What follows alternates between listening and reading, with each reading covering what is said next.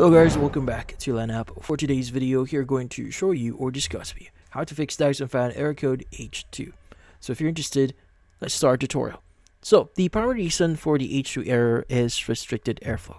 So dust and debris might be blocking the vents or air pathways here, causing the fan to overheat. So generally speaking, it's because your fan is overheating. Now, how do you fix this issue? First is you want to turn off your fan. So before doing anything, make sure the fan is powered off. Now, what you need to do next is you want to find the crevice where the air flows through the fan. So this is where the key area where blockages can actually occur.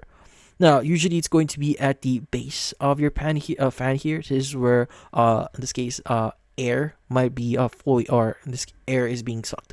So what you need to do here, you want to go ahead and basically grab a can of compressed air or air compressor.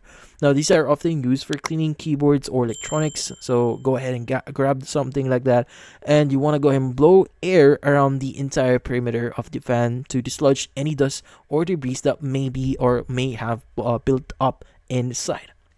Also, it is recommended that you clean it thoroughly. Now make sure you clean out any visible dust from the fan's vents here, and once you've done that, go ahead and turn on your fan back on and see if that solves the issue.